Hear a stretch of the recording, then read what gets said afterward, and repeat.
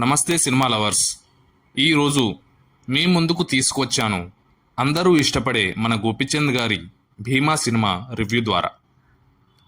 కథలోకి వెళ్తే కొంత పురాణాల నుండి తీసుకున్న సబ్జెక్ట్ నుండి పుట్టిందే ఈ భీమా సినిమా. ఓ ఊర్లో కొన్ని కారణాల వల్ల గుడి మూతబడింది. ఆ గుడికి మంచి చరిత్ర ఉంది. గుడి మూతబడడం వల్ల దేవుడికి పూజలు జరగట్లేదు.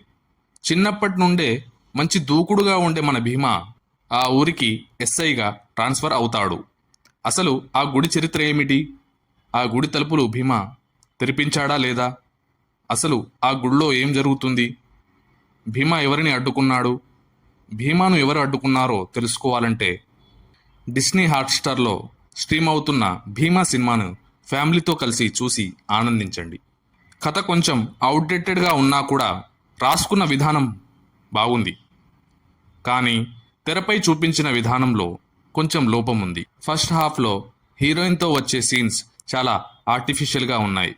కామెడీ పండించడానికి చాలా ప్రయత్నం చేశారు, కానీ ఎక్కడ కూడా నవ్వు రాలేదు. ఈ సినిమా కోసం గోపిచంద్ గారు తన బాడీ లాంగ్వేజ్ మరియు లుక్స్ మార్చారు. గోపిచంద్ గారు అంటే మనకు బాగా గుర్తుకు వచ్చేది ఆయన డైలాగ్ డెలివరీ మరియు యాక్షన్ సీన్స్. ఈ సినిమాలో కూడా గోపిచంద్ గారు తన పాత్రకి 100% న్యాయం చేశారు. KGF fame music director Ravi Basrur అందించిన సాంగ్స్ మరియు బీజిఎం పర్వాలేదనిపించాయి.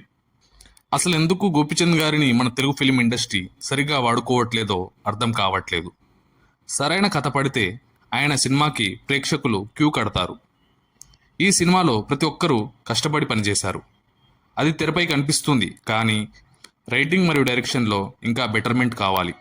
ఏది ఏమైనా గోపిచంద్ గారికి మరెన్నో మంచి సినిమాలు తన ఖాతాలో వేసుకోవాలని ఆశిస్తూ ఈ సినిమాకి నేను ఇచ్చే rating 2.5 star out of 5 star. నా డోపమిన్ లెవెల్స్ వచ్చేసరికి 50 ml అవుట్ ఆఫ్ 100 ml. నా రివ్యూ కనుక మీకు నచ్చినట్లయితే వీడియోను లైక్ చేయండి, ఫ్రెండ్స్ అండ్ ఫ్యామిలీకి ఈ వీడియోను షేర్ చేయండి. అంతేకాకుండా గోపిచంద్ గారి సినిమాల్లో మీ ఫేవరెట్ సినిమాని కింద కామెంట్ సెక్షన్లో కామెంట్ చేయండి. చిరిగిన ప్యాంట్ అయినా వేసుకో, కానీ కాకతీయ కథలు ఛానల్ని సబ్స్క్రైబ్ చేసుకో. జై హింద్.